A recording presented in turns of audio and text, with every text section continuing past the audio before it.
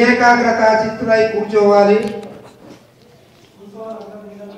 నేను, నాకు, నాది అనే మంత్రాన్ని మరవండి. 2 అక్షరాల మంత్రం నరకానికి ద్వారం.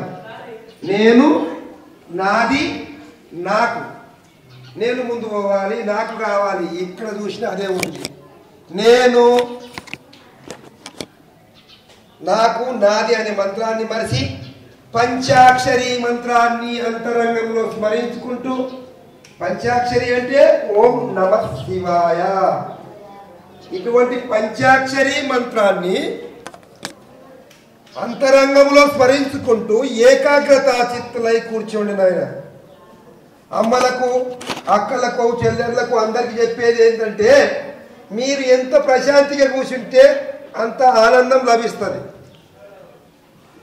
మౌనంతో సాధించండి ఏమి లేదు. మాటలతో సాధించేది కొట్లాటలు, వ్యాధులు, రోగాలే తప్ప మౌనంతో సర్వం సాధించగలము. కాబట్టి వీలైనంత మౌనం పాటించాలని కోరుతున్నాను. ఎన్నెన్నో గ్రామాల నుంచి, ఎన్నెన్నో రాష్ట్రాల నుంచి కూడా వచ్చిన వాళ్ళు ఉన్నారు. అందరికీ దివ్యాశిష్యులు అందిస్తున్నాను. కనుక వీలైనంత మీరేం చేయాలి? రోగాలు ఎందుకు వస్తున్నాయి మీకు? సాత్విక ఆహారం వదిలిండ్రు, మాంసాహారం, మద్యపానానికి అలవాటు పడిపోయిండ్రు. మేన్ అదొక్కటే. బావి నీళ్లు, బోర్ నీళ్లు వదిలిండ్రు, ఫిల్టర్ నీళ్ళకి అలవాటు పడిపోయిండ్రు. చూడండి, ఆ నీళ్ళలో ఎన్నెన్నో రకాల పౌడర్లు కలుపుతారు కదా, అవి కిడ్నీల మీద పడడం జరుగుతుంది. ఎఫెక్ట్ చాలా జాగ్రత్త. భూమిలో ఉన్న మట్టిలో సారం ఉంటుంది.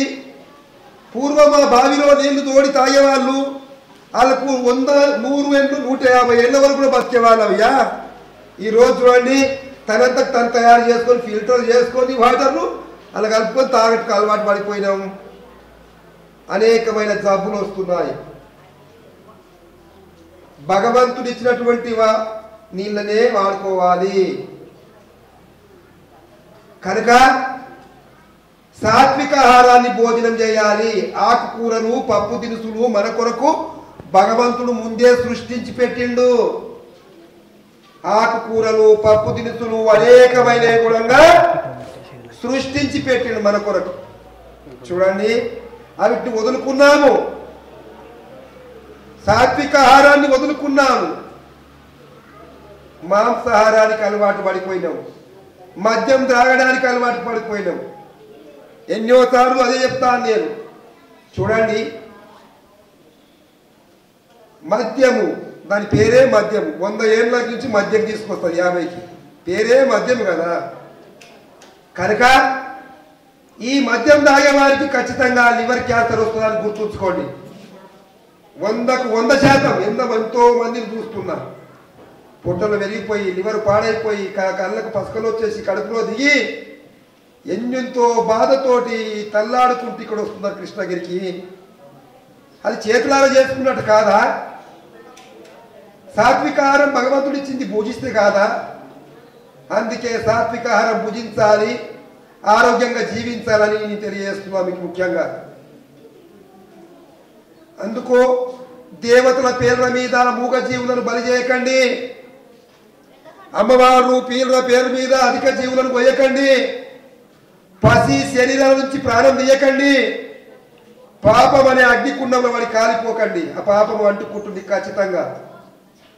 మన చిన్న బిడ్డల మీద ఎంత ప్రేమ ఉన్నదో అందులోకెళ్ళి ఒక 25% ఆ మూగ జీవుల మీద చూపిస్తే బాగలేదా?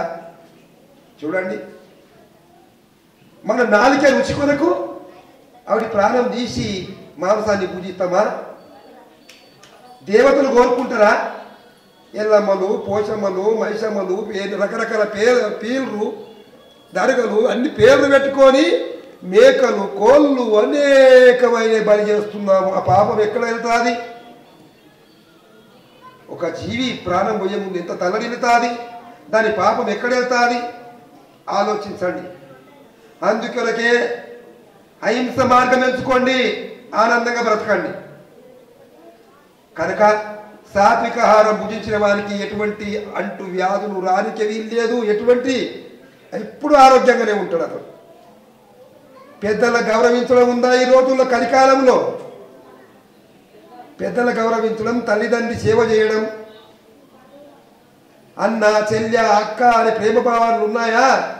ఆస్తుల కొరకు కేసులు వేసుకొని పోట్లాడుకొని ఒకరికొకరు దూరం అయ్యే రోజులు కలికాలం అంటారు. అందుకే ఇది ఆ ప్రేమ దూరమైన రోజే ఇటువంటి అకాల కష్టాలు అకాల రోగాలు వస్తుంటాయన్నమాట. ప్రేమ భావన మనసుకు అన్నిటికంటే గొప్పనైంది ప్రేమ భావన. మనిషికి అన్నిటికంటే గొప్పనైన ఆస్తి ఏంది? ప్రేమ, ఆరోగ్యం. ఆరోగ్యాన్ని మించిన ఆస్తి ఉందా? ఆరోగ్యమే మహాభాగ్యం అన్నారు పెద్దలు. అందుకే వేదాలు చెప్తున్నాయి. కనుక ఇంటి నిండా ఆస్తులు ఉన్నాయి, ఆస్తున్నాయి, పూజించదైతే షుగర్ రోగం వచ్చింది. కాఫీ తాగుతావా? తాగలేవు కదా. ఇంట్లో ఉన్న జీతగాడు కూడా కాఫీ తాగుతాడు, అతనికి ఉండదు. మరి దొర తాగుతాడా? పేపర్ చదువుకుంటే జీతగాడిని చూస్తాడు. తాగిన మరి నాలుగు తప్పనిస్తాడు, తాగితే చచ్చిపోతాడు. షుగర్ ఉంటుంది అక్కడ. చూడండి, భగవంతుడు పరీక్షకి ఎవరు బయటపడతారు? పడలేం కదా. అందుకో భగవంతుడా, నన్ను ఈ సృష్టి మీద పంపావు, నన్ను జన్మింపజేశావు. కాబట్టి ఎటువంటి రోగం లేకుండా ఆనందంగా అన్ని భుజించేటట్టు ఉంచువా నన్ను, ఏ రోగం లేకుండా అని కోరుకోవడం ధర్మం. కనుక మనము భుజించింది తిన్నది మన ఆస్తి తప్ప ఇక్కడ కూడబెట్టి అన్ని వదిలిపోవాల్సింది ఒక రోజుకు. బ్రెయిన్ మీద ఎక్కువ ఒత్తిడి వేస్తున్నారు కాబట్టి ఒత్తిడి వేయకండి. సెల్ ఫోన్లు ఎక్కువ ఆడుతున్నారు ఆయన. సెల్ ఫోన్లు అంటే ఏంటివో కావాలి. నిజంగా రవణ సూర్యునికి 10 తలకాయలు ఉన్నాయి కానీ సెల్ ఫోన్కు 100 ఉన్నాయి అనిపిస్తుంది నాకు. అన్ని అందులోనే ఉన్నాయి, ఏం దృష్టి వస్తాయి. 100 తలకాయల రవణ సూర్యుడు అంటారు కాబట్టి సెల్ ఫోన్ అనాలి దాన్ని. కాబట్టి అన్ని బంద్ అయిపోయినాయి ఇప్పుడు. పూర్వం బయటకు పోవాలంటే ఒక బ్యాటరీ వేసుకొని పోయేవాళ్ళు జాగ్రత్త. అది కూడా అవసరం లేదు, సెల్ ఫోన్ వేసుకొని పోతున్నారు. ఆ బ్యాటరీ కూడా బాధపడతారు మరి నన్ను విడిచిపెట్టేసారని. ప్రతి ఒక్కటి కదా, అన్ని సర్వ మన చేతిలో ప్రపంచాన్ని చూస్తున్నాడు మానవుడు. కానీ చంద్రమండలం వరకు పోయి వచ్చాడు, తనంతను బతికించుకునే నేర్చుకోలేడు. చూడండి, రాత్రి కాగానే సెల్ ఫోన్ ఆన్ చేయకండి దయచేసి, తరంగాలు వేరే వస్తాయి. సూర్యుడు ఉన్నంత వరకు ఒక తరంగం వస్తుంది, సూర్యుడు మూకినాక ఒక తరంగం వస్తుంది. ఆ తరంగాలు చాలా కష్టమైనటువంటి బిడ్డ. అందుకో సెల్ ఫోన్ కు జాగ్రత్త. ఎంత 20% మంచుకున్నది, 70% చెడుకున్నది అని గుర్తుపెట్టుకోండి. చాలా చాలా చెడుకున్నది. అందుకు ఆలోచించి సర్వంగా అనుకున్నాము, ప్రపంచం చూస్తున్నాం మన చేతిలో పడ్డే. కానీ మానవుడు మాత్రం తనను తను బ్రతికించుకునేది నేర్చుకోవాలని చెప్తున్నాను ముఖ్యంగా. అందుకు సమయం చాలా ఎక్కువైంది, జనం ఎక్కువ ఉన్నారు. మీరు మౌనంగా ఉండండి అందరూ. జబ్బులు, ఎటువంటి జబ్బు కూడా ఉండదు మనిషికి. పంచభౌతిక శరీరం, పంచభూత శరీరం, పవిత్రమైన శరీరం. ఈ పాడు రోగాలు ఎందుకు వస్తున్నాయి? పవిత్రమైన శరీరానికి ఈ పాడు రోగాలు వస్తున్నాయి. ఎందుకు వస్తున్నాయి? పాడు బుద్ధుల వల్ల, పాడు అలవాట్ల వల్ల, పాడు భోజనాల వల్ల. ఎందుకో కాదు, అది ఆలోచించాలి ముఖ్యంగా. అందుకే ఆకుకూరలు, పప్పు దినుసులు, సాత్వికమైనటువంటి ఆహారాన్ని భోజనం చేసి సాత్వికమైన మనసు ఉత్పన్నమవుతుంది మనిషి లోపల. భూమి లోపల 50 ఎత్తులు వ్యవసాయం కొట్టినవేందో నాగలు కట్టి నాగటి సాల్లో 50 ఎత్తులు పోసి దానికి నీళ్లు పెడితే ఏ చెట్టు మొలుస్తుంది? 50 ఎత్తులు కనుక బీజం ఎటువంటిదో మొలక కదే, చెట్టు ఎటువంటిదో పండు కదే. కాబట్టి ఏ పైతులను భూమిలో నాటి మామిడి పండు అయింటే బాగుండే చెట్టుకొని వెతికినట్టున్నది మన బుద్ధి. చూడండి, తినేది విష పదార్థాలు, బాగా బతకాలి, ఆనందం ఉండాలి, రోగం రావద్దని ఆలోచిస్తున్నాం. ఎటువంటిది పూజిస్తే బీజం ఎటువంటిదో ఫలం అటువంటిదే లభిస్తుందని గుర్తుపెట్టుకోండి. అందుకే మీరు మీ పిల్లలకు సాత్వికం నేర్పండి. సాత్విక గుణం అలవాటు పడుతుంది, సాత్వికమైన బుద్ధి వస్తుంది. పిల్లలు ఎంత వెళ్ళిపోతున్నారంటే పిల్లల ముందు తల్లిదండ్రి ఈ రోజుల్లో మద్యపానం తెచ్చుకొని త్రాగుతుంటారు. ఆ చూసి వాళ్ళు నాకి చూస్తుంటారు. ఆ సీసాలు ఖాళీ అలా చిన్న చిన్న పిల్లలు కూడా చెడిపోతున్నారు భూమి పైన.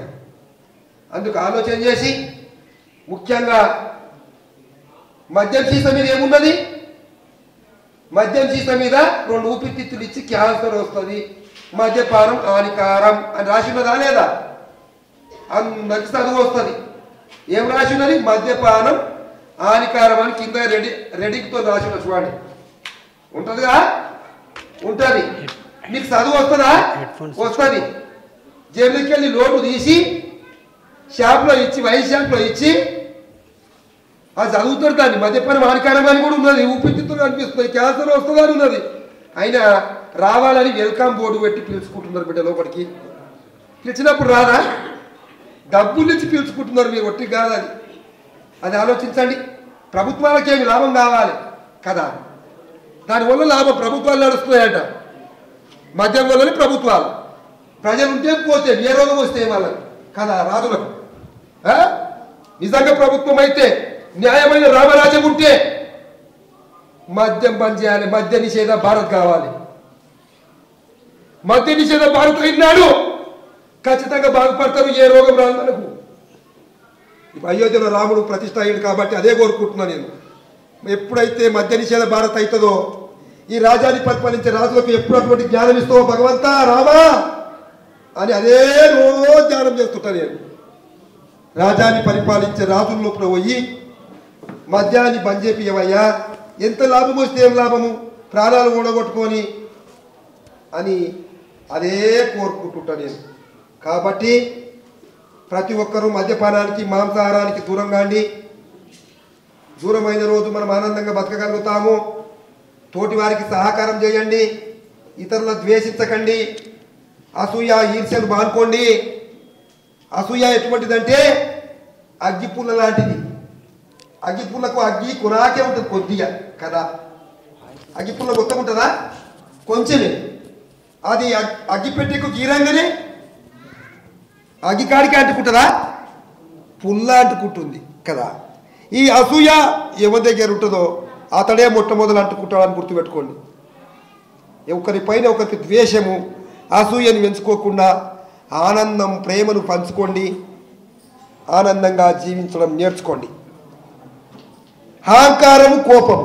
మనిషి కోపం లేని మనిషి ఉన్నాడు ఎవరన్నా? ఉన్నారా? ఇక్కడ వచ్చిన మంది ఇంతమంది వచ్చారు కదా, ఒక్కరు దొరికితే బాగుండే భక్తుడు రాక. ఎవరాళ్ళు? కోపం లేనివాడు. ఉన్నారా? ఉంటే చేయలేపండి. ఎవరు లేరు కోపం లేని వాళ్ళు. అది ఎంట పెట్టుకొని తిరుగుతున్నారు కదా. కోపం అన్నది కొరివి లాంటిదిరా, నిన్ను అంటూ పెడుతుంది తెలుసుకోమురా అన్నాడు. కోపము కొరివి అంటే కొరకాసు లాంటిది, అంటే నిన్నే అంటూ పెడుతుంది ముందుగా, అది పక్కవాడిని కాదు. అటువంటిది అనమాట. కోపము చాలా చెడ్డది.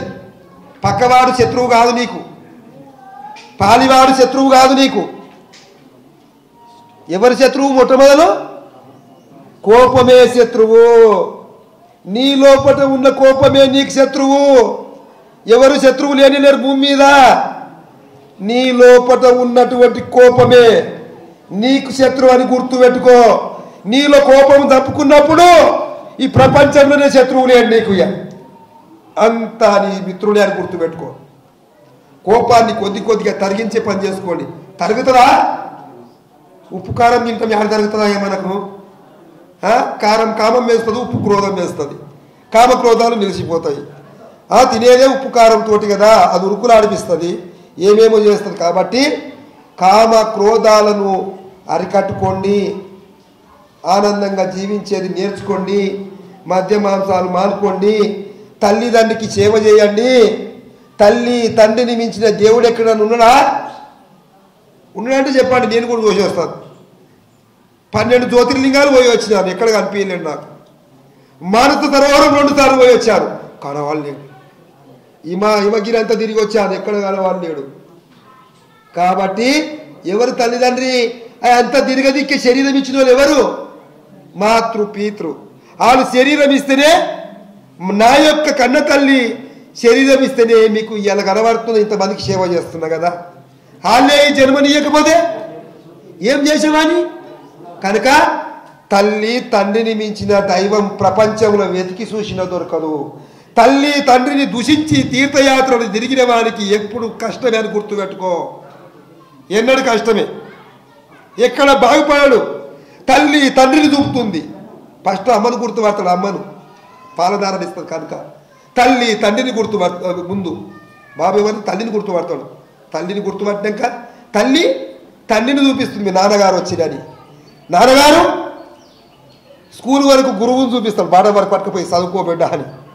గురువు జీవితం మొత్తం స్వర్గం వరకు మెట్ల వరకు చూపిస్తాడు. పూరా తల్లి తండ్రి గురువు ముగ్గురి అవసరం జీవితానికి. నాలుగో వాడు అవసరం లేదని గుర్తుపెట్టుకో. తల్లి తండ్రి గురువు ఈ ముగ్గురు ఆశీస్సులు కరెక్ట్ ఉంటే ఇక నాలుగో వాడు ఎందుకయ్యా? ఇంకా పొట్ట బట్ట నీడ మూడు అవసరమా? తల్లి తండ్రి గురువు పొట్ట బట్ట నీడ ఈ మూడు దొరుకుతాయి అలా ఆశీస్సులతోటి చాలు. చూడగానే యవ్వనము పసితనం వస్తుంది, వయసుతనం వస్తుంది, ముసలితనం వస్తుంది, నల్లటిగా తెల్లగా అవుతాయి, ఉన్న పనులు ఊడిపోతాయి. ముసలితనం వచ్చి వెళ్ళిపోవా కాదా? అంతే జరుగుతుంది. కాబట్టి బ్రతికిన 4 రోజులు ఆనందంగా బ్రతకాలంటే తల్లిదండ్రి దీవెన పొందండి నాయన.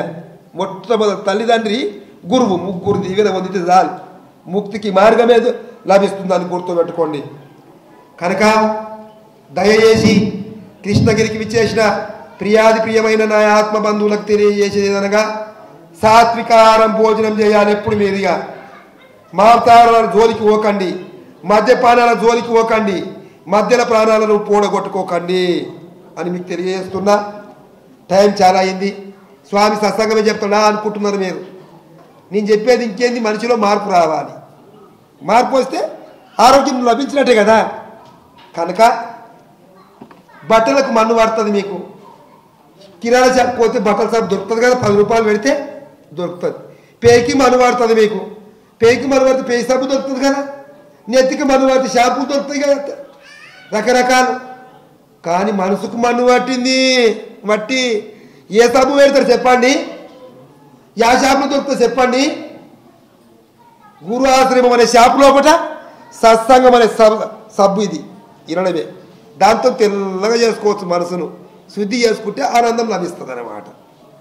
అందుకో మరీ చెప్తున్నాను, పెద్దల గౌరవించడం నేర్చుకోండి.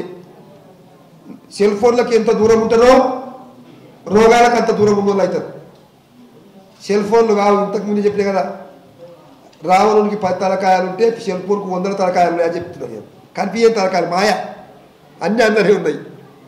అటువంటి రావణసురుని దగ్గర జైలు పెట్టుకొని కూర్చుందాం. మనం ఏలా జీవించగలుగుతాం శాంతితో చెప్పండి? అందుకో ఎప్పుడు అవసరం ఉంటుందో దూరంగా మాట్లాడండి. దాన్ని చూడండి. ఈ రోజుల్లో బయటికి నిలబడకుండా లోపల పెట్టుకుంటున్నాడు ఒకడు. చెవుల్లో 2 అలిగేసుకుంటాడు తెచ్చుకొని. అరే నాయన, భగవంతుడు ఇచ్చిన కర్ణబేరీలు అయ్యావి. లోపల ఒక స్పీకర్కు బాతు పోతే బట్ట కడతారు దానికి, మళ్ళా దీనికి పోతే ఎవరు కడతారు అయ్యా? లోపల ఎందుకు పెట్టుకుంటున్నావు? అది ఎన్ని జన్మల పాపము. అట్లా పెట్టుకోకండి అయ్యా, అది మహా కష్టం. భగవంతుడు ఇచ్చిన బ్రెయిన్ ఇది. చెవుల్లోకి వెళ్ళి పెట్టుకుంటాడు బయటికి రా అని చెప్పి, ఇంకా అది మహా కష్టం అని గుర్తుంచుకోండి. అన్నీ బాక్స్ పోయిందంటే కట్టొచ్చు, కానీ ఇది పోయిందంటే చాలా కష్టమైన పరిస్థితి. అన్నీ చెడుకు దారి తీసేటివి ఉన్నాయి. యూజ్ చేసుకోండి. కొన్ని విధాలు మంచిదే సెల్ ఫోను, కానీ యూజ్ చేసుకోండి. పిల్లల వరకు ఈ రోజుల్లో చదువుకోనికి కూడా ప్రభుత్వాలు చేసినాయి సెల్ ఫోనే కదా. వాళ్ళు ఏం చదువుతుందో తెలుస్తలేదు. ఇట్లా అన్నప్పుడు ఏమొస్తుందో అది ఏమొస్తుందో అదొకటే ఉన్నది. చదువు ఒకటే ఉన్నది. అందులో సర్వం ఉన్నది. చదువుల తల్లి ఒకటి లేదన్నా, సర్వం ఉన్నది. దానివల్ల కూడా నేటి బాలలు చాలా మంది చెడిపోతున్నారని చెప్తున్నాను.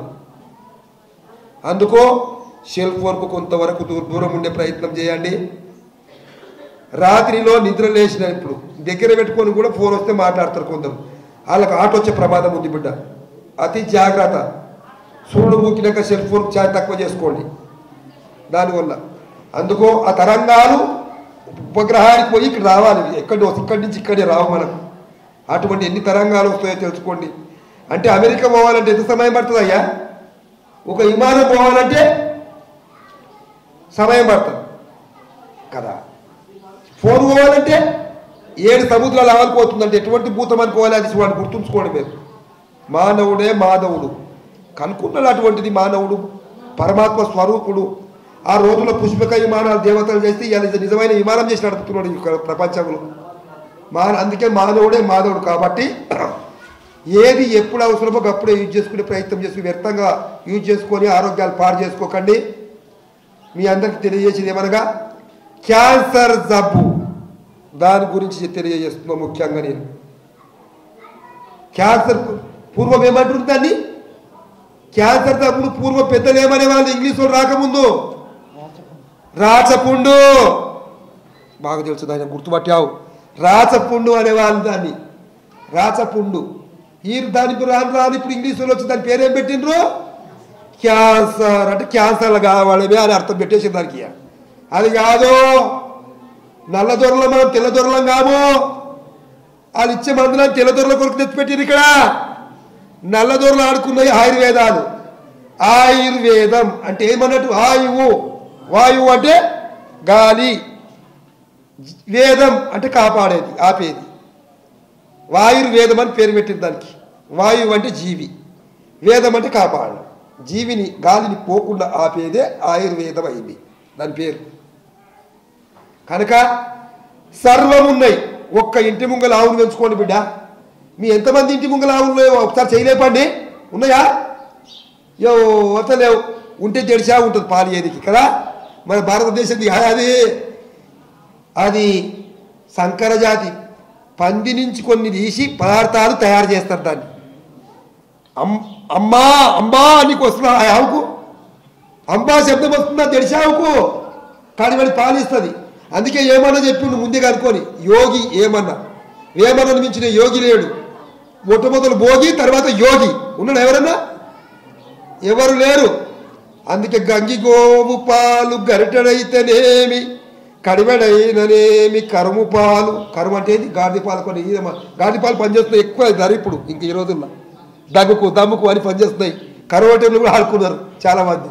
గాడితో పోల్చుండు కానీ నేను పందితో పోలుస్తాను. కానీ ఆ పాలు తాగరాదు.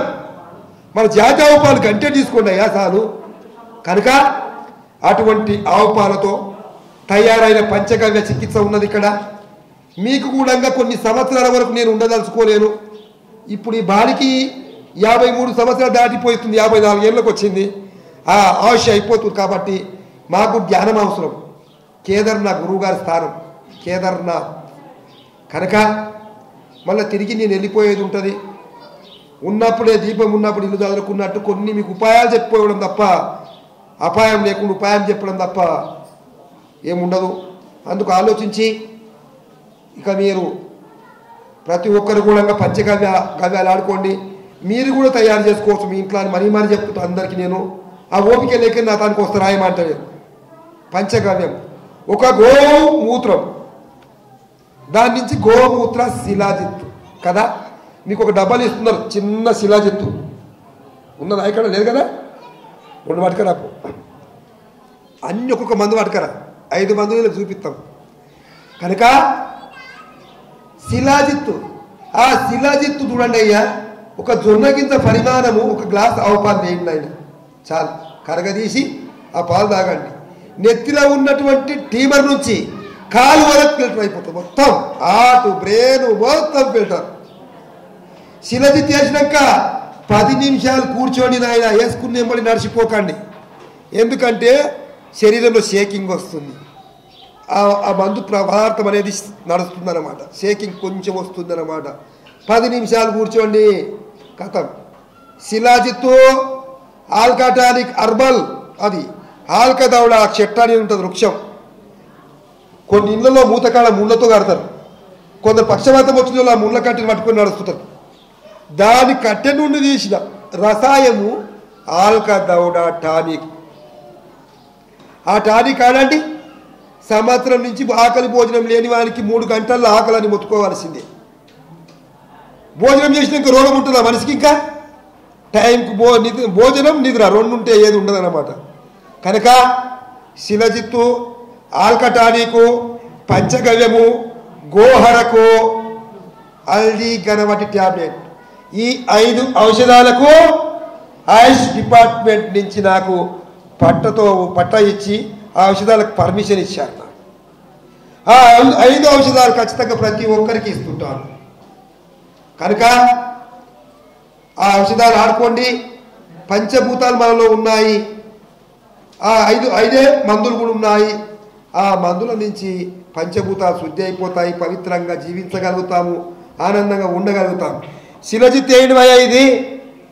ముసలితనం దాదాపుకు రావయ్యా నీకు. ముసలితనం కూడా దారి దాపుకు రావద్దు. అటువంటి శిలాజిత్ ఇది, ఏదో కాదు. చూడండి, ఈ ఒక్కటే శిలజిత్ డబ్బా పొయ్యి తొందర బాగా అవుతుంది, సగం వేసుకున్నారు ఇట్లా. ఇది ఒక్క నెల అవుతుంది, ఇంత డబ్బా ఒక్క నెల 25 నుంచి 30 రోజులు ఖచ్చితంగా జరుగుతుంది. కనుక ఉదయం కంది కింద పరిమాణం, రాత్రికి ఒక కంది కింద పరిమాణం. పెద్దవాళ్ళు, చిన్నవాళ్లకు 5 సంవత్సరాల లోపు వాళ్ళకు ఎంత వేయాలి? 2 తైదగింజల పరిమాణం, తైదగింజ పరిమాణం పాలన.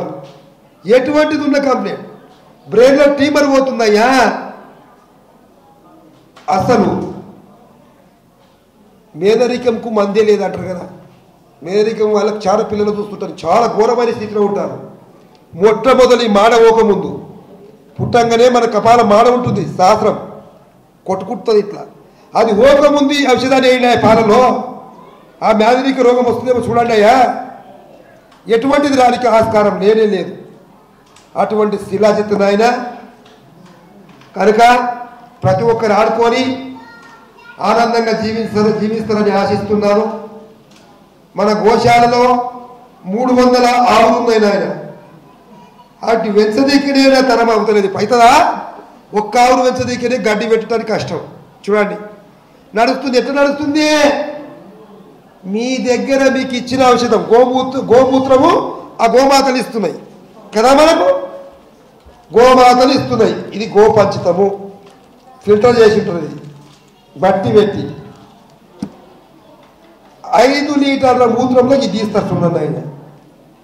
ఒక 5 లీటర్ల గోపంచితం నుంచి గో అరక్ ఇంత తయారవుతుంది. చూడండి, ఇది మనకు ఉండాలి, ప్రతి ఇంట్లో ఉండవలసిన గోహరం. షుగర్ రోగం తగ్గిస్తుందయ్యా. షుగర్ షుగర్ షుగర్ అని భయపడుతుందనేమి శిలజిత్తును, గోహరకును, అదేవిధంగా హల్దీ గణవటి అంటే ఏం తిందా? ఇంట్లో కూడా గోమూత్రమే కలిసింది. ఇంకేం కలిసింది ఇంట్లో తెలుసా నీకు? తెలుగు ఏం కలిపి స్వామి అంటారు కదా, కొల్ల చెప్పేవాడిని నేను దానికి దీనికి. దీంట్లో కలిసింది 14 రకాల చెట్లు ఉంటాయి దీంట్లో. మొట్టమొదటి నేల ఆమ, అడవి ఆమ, చాలా చేదుగుణం ఉంటుంది దానికి, తెలుసు మీకు. నేల ఆమకు మించింది ఉండదు కాబట్టి. అట్లాగే డొమడోలు, అటువంటి పౌడర్ కూడా ఉంటుంది దీనిలో, డొమడోలు పౌడర్. అదేవిధంగా అనేకమంది చెప్పుకుంటూ పోతే అన్ని రకాల ఔషధాలతో, పౌడర్తో, గోపంచితంతో ఉడికించి గోలి తయారు చేయడం. ఇది హస్తంతో తయారు చేయడమే. లేబర్ చేస్తున్నటువంటి పక్క సైడ్కు తీసుకోండి చేయడం. వాళ్ళ కూలి మాత్రం మీరు ఇస్తున్నారు ఇక్కడ. ఆ గోమాతకు ఈ డబ్బా దగ్గర దీని రేట్ ఎంతనయ్యా? చూడండి, 150 పెట్టింది గారా, 150 ఉన్నది దీనికి. ఇచ్చుడు 100కే ఇస్తున్నారు, 150 పెట్టి 100కి ఇస్తున్నారు. ఇది బట్టి పెట్టడానికి 2 క్వింటాళ్ళ కట్టెలు అయిపోవాలి కింద. చూడండి, ఒక మనిషి మొత్తం అక్కడనే ఉండిపోవాలి, మూత్రం మొత్తం పట్టుకోవాలి పోసే ముందు. అటువంటి దానికి మీకు ఇస్తున్నామంటే ఇది దందా, బిజినెస్ కాదు. ఇదేంది? మీకు సేవ చేయడానికి వచ్చినా సేవ చేస్తా, కాపాడుతా, వెళ్తా అంతే. కనుక ఆ గోమాత దీని దగ్గర 30 పైసలు జిక్కుతాయి నాయన ఒకదాని కాడ ఆశ్రమానికి. ఆ 30 పైసలు కొండపోయి గోమాతలు గడ్డి పెడుతున్నాయా. గోమాతలు ఇచ్చినప్పుడు మరి ఇయ్యకుదా మనం తిరిగి ఇవ్వాలి కదా. ఆ 300 ఆవుల గడ్డి పెడుతున్నాం మీ వల్ల. చూడండి, అంతకు నేను చేసే పని ఏం లేదు అని గుర్తుంచుకోండి. ఇది పంచగవ్యము అంటది. ఇది పంచగవ్యం అంటే ఆవు పాలు ఉన్నాయి దీంట్లో, ఆవు పెరుగున్నది అందులో, ఆవు మూత్రం ఉన్నది అందులో, ఆవు నెయ్యి ఉన్నది అందులో, ఆవు పెండ నుంచి తీసిన రసం ఉన్నది అందులో. చూడండి, దీన్ని పంచగవ్యం అంటారు. మీద తెల్లటి నెయ్యి, కింద నల్లగా వేరింది. చూడండి, నల్లగా వేరింది. దీన్ని ఆనందంగా కలపాలి. హస్తంతో కలుపుకొని తీసుకోవచ్చు, చెంచాతో కలుపుకొని తీసుకోవాలి. పొద్దునే ఒక చెంచా, పొద్దుమికి ఒక చెంచా, నెత్తి నుంచి కాళ్ళ వరకు ఫిల్టర్ సెల్స్లు అన్నీ ఓకే అయిపోతాయి అన్నమాట. ఇది దమ్ము రోగం ఉన్న వాళ్ళు వేసుకోవద్దు, టీబీ వాళ్ళు ఆడుకోవద్దు, అస్తామా వాళ్ళు ఆడుకోవద్దు, దగ్గు దమ్ము వాళ్ళు ఆడుకోనికి ఆస్కారం లేదు. ఎందుకంటే నెయ్యి పదార్థం ఉంది అందులో, నూనె పచ్చమర పదార్థం కనుక అదొక్క తప్ప ప్రతి ఒక్కరు ఆడుకోవచ్చు. ఇది దమ్ము తప్ప. అందుకే టానిక్, ఇది ఆల్కా టానిక్ సర్వరోగ నివారిణి అని ఆయుష్ డిపార్ట్మెంట్ మనకి ఇచ్చింది. సర్వరోగ నివారిణి, ఏ రోగం ఉన్న వాళ్ళు లేకున్నా ఆడుకోవచ్చు. కనుక మొన్ననే కరోనా వచ్చింది కదా, కరోనాలో అందరికీ మన ప్రభుత్వాలు ఏం చేసిండ్రు? ఇంజక్షన్లు ఇచ్చిండ్రా? మరి ఏం చేయాలి ఇప్పుడు? మీరేమని చెప్తున్నా అనుకోడు, సామి అరెస్ట్ చేయండి, కోర్టురాని ఆర్డర్ ఇప్పుడు నేనేమని చెప్తున్నాంటే ఏం చెప్పుదా? ఉన్నది చెప్పుదా? అబద్ధం ఆడుతున్నా, నా నోటికైతే అబద్ధం రాదు. గుండె నుంచి ప్రాణం పోయినా వెళ్ళిపోయినా పర్వాలేదు, అబద్ధం ఆడే శక్తి ఇక్కడ లేదు. సైడ్ ఎఫెక్ట్ ఖచ్చితంగా అవుతుందని అప్పుడు లాక్డౌన్ టైంలో కూడా చెప్పినా, నేను విలేకరులకు చెప్పినా, అందరికి చెప్పినా. కనుక ఇప్పుడు సైడ్ ఎఫెక్ట్ వస్తున్నాయి, హార్ట్ ప్రమాదాలు చాలా వస్తాయి. కాబట్టి దయచేసి కరోనా సమయంలో కూడా ఇదే ఇచ్చిన శిలాజత్తు, ఇదే ఇచ్చిన నాలుకటానికి, ఈ రెండు ఆడుకున్నోనికి ఆకలి ఫుల్లు, జర యూరిన్లో కొద్దిగా 10 రోజుల్లో మంట వేడేస్తుంది. ఆయన వేడేస్తే మీకు తీసినటువంటి సూదులకు ఎంత పోతుంది, మళ్ళా ఏదో దేవుడు ఇచ్చిన ఆయుష్ ప్రకారం ఆనందంగా జీవించగలుగుతాం. ప్రతి ఇంట్లో ఉండాలి శిలాజత్తు. ఇక కరోనా రాదు, దమ్ము రాదు, దగ్గు రాదు, సల్వ రోగం లేదు, అంత వేడి శరీరంలో ఉంటుంది. కనుక ప్రతి ఒక్కరూ, నేనున్నా ఇక్కడ లేకున్నా, ఆశ్రమాలు చాలా ఉన్నాయి. పూనా జున్నార్లో ఉన్న ఆశ్రమం, శివాజీ జన్మస్థానం జున్నార్ తెలుసు మీకు. కొల్లాడ్ బొంబాయి ఆవలో గోవా మధ్యలో, బొంబాయి దాదార్ ఆశ్రమాలు చాలా ఉన్నాయి. ఇప్పుడు నాకు అక్కడ చాలా శిష్యులు ఉన్నారు. ఒకసారి జ్యోతి పెట్టుకొని కూర్చుంటే కుదరదు. నాకు ఒక్క జ్యోతి నుంచి దేశమంతా జ్యోతి వెలియాలి కదా. ఆయనతో చూస్తూనే ఉన్న కొన్ని సంవత్సరాల నుంచి. టాటా హాస్పిటల్ వాళ్ళు కూడా ఎన్నోసార్లు బ్రతిమలాడుతున్నారు, ఇంకా మీ గురించి వదిలిపోతే కష్టమైతే తెలంగాణ అని. ముందుగా ఇల్లు చదువుకోవాలి, ఇల్లు బాగా చేసుకోవాలి. తెలంగాణలో పుట్టిన కాబట్టి తెలంగాణ రాష్ట్రాన్ని బాగా చేస్తూ ఇతర రాష్ట్రాలను, దేశాన్ని కూడా బాగా చేయాలన్న కోరిక తప్ప ఏం లేదు నాకు. కనుక ఎంబీబీఎస్ డాక్టర్లకు అందరికీ, ఎక్కువ చదువు చదివిన డాక్టర్లకు శతకోటి నమస్కారాలు అందరికీ. వైద్యుడు నారాయణమూర్తి కదా. ఖచ్చితంగా ఆక్సిజన్ ఉండి చాలా మందిని కాపాడినరు ఆ రోజుల్లో. కరోనా టైంలో జర కాపాడినరా, ప్రాణాలు తెగించి కాపాడినరు ఆనుగుణంగా ఆ రోజుల్లో. విలేకరులు కాపాడినరు, పోలీసు వాళ్ళందరూ కూడా కాపాడినరు ఆ రోజుల్లో. వాళ్ళందరూ కూడా నమస్కారం. వైద్యో నారాయణ. కాబట్టి